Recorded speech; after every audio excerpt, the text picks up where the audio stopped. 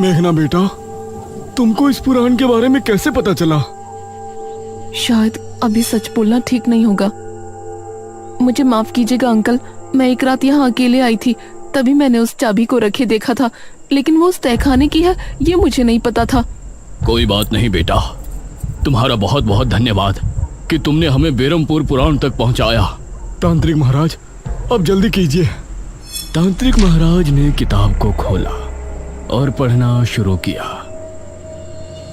महाराज दमयंती के जवान और खूबसूरत हो जाने से बहुत खुश थे और इस तरह राज्य के लोग निशिर-मोलों के खौफ से डर में थे। ऐसे ही 3 माह गुजर गए और एक दिन प्रजा के 2 आदमी महल में पहुंचे।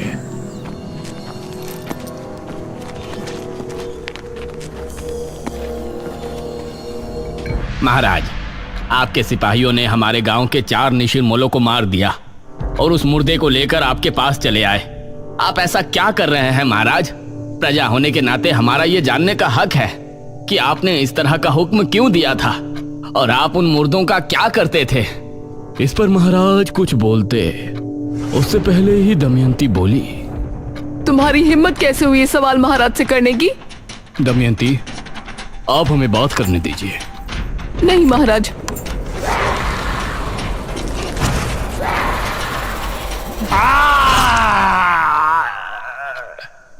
ये क्या? कौन हो तुम? दमयंती, एक डायन। ये सुनकर सभी हैरान और खौफ में थे। महाराज का भी शरीर थर थर कांप रहा था। तो आपने हमसे विवाह क्यों किया? क्यों प्रेम का खेल रचाया हमारे साथ? मैं ये पति पत्नी के किसी धर्म को नहीं मानती। मैंने जो कुछ भी किया सिर्फ इसलिए किया कि मुझे समय पर मुर्दों का खून मिलता रहे और उसी से मैं अपनी उम्र को 1000 साल बढ़ा लूं। क्या? ये क्या कह रही है पिताश्री? हाँ, यही सच्चाई है और इस काम में तुमने मेरी मदद की, इसलिए मैं तुमको छोड़ रही हूँ। अब निकल जाओ दोनों पिता और पुत्री यहाँ से। इस राज्य पर अब सिर्फ मेरा राज होगा, डायन दमयंती का। ये कहकर दमयंती ने अपने हाथ की एक उंगली महाराज की तरफ की और तभी राजकुमारी और महाराज इस तरह से महल से बाहर पहुंच गए जैसे किसी अदृश्य शक्ति ने उन्हें फेंका हो। अब दमयंती सिंहासन पर बैठ गई थी। उसने एक मांत्रिक को भी अपनी शक्तियों को बढ़ाने के लिए महल में रख लिया था, जो दिन और रात बस एक कमरे में बंद काली दुनिया के मंत्रों का जाप करता रहता था। महाराज और राजकुमारी भी बहुत परेशान थे। वो एक पहाड़ी पर छिपे बैठे थे। अब हम क्या करें? हमने अपने राज्य को भी मुसीबत में डाल दिया और खुद भी फंस गए। पिताश्री, आपने बहुत बड़ी गलती की है और हमें किसी भी तरह से इससे निपटना पड़ेगा। महाराज ने कुछ सोचा, फिर बोले, हमें ब्राह्मणीर जी से मिलकर बात करनी चाहिए। अब वो ही हमारी सहायता कर सकते हैं।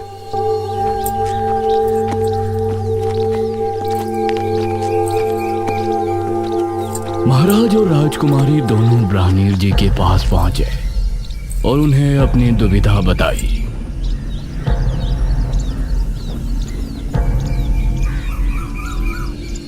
महाराज, दमयंती को मारना नामुमकिन है।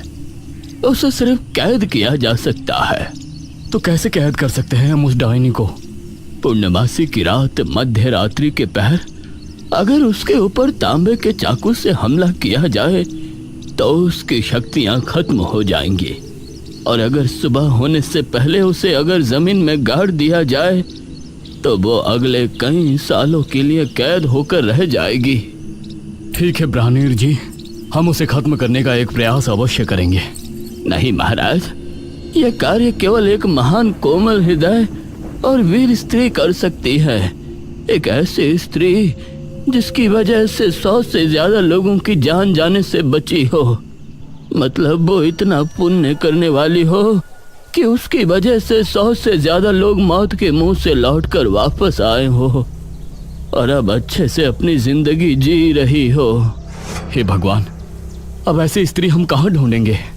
इस पर ब्राह्मणीर जी ने मेघालय की तरफ देखा और बोले, वो स्त्री कोई और नहीं है, वो तो आप ही है पुत्री, राजकुमारी मेघालय। यह सुनकर मेघालय ने महाराज की तरफ देखा और बोली, लेकिन हम कैसे? याद कीजिए महाराज, जब आपके राज्य में महामारी फैली थी तो राजकुमारी मेघालय ही यहाँ उस बीज को सिद्ध कर लाई थी जिससे मृत्युंजय अमृत का पेड़ उगा, और उसकी वजह से सैकड़ों नहीं बल्कि राज्य के हजारों लोगों की जान जाने से बची।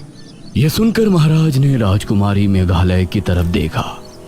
राजकुमारी, अगर आप ना होती तो अभी तक हम सिर्फ उस स्त्री को ढूंढ रहे होते जिसने इतने पुण्य का कार्य किया हो। ब्राह्मीर जी, अब बताइए कि अगली पूर्णमासी कब है और उस डायन को हमें कैसे काबू करना है?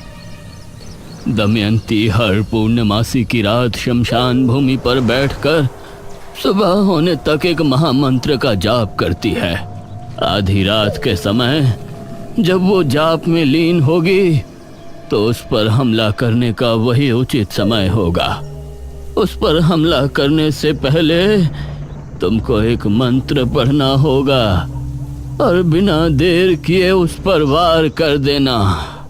ठीक है ब्राह्मीर जी, इस पूर्णमासी की रात दमयंती के जुल्म की आखिरी रात होगी। दमयंती बहुत खुश थी और पूरे राज्य की प्रजा पर उसका प्रकोप बरस रहा था।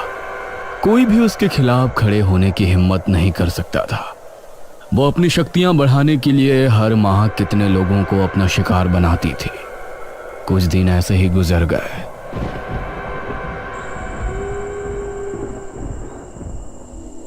आज पूर्णमासी की रात है। आज आपको अपने कार्य को अंजाम देना है राजकुमारी। यह कहते हुए ब्राह्मणीर जी ने राजकुमारी को एक चमड़े की लपटी दी और फिर ब्राह्मणीर जी का आशीर्वाद लेकर महाराज और राजकुमारी शमशान की तरफ रवाना हुए।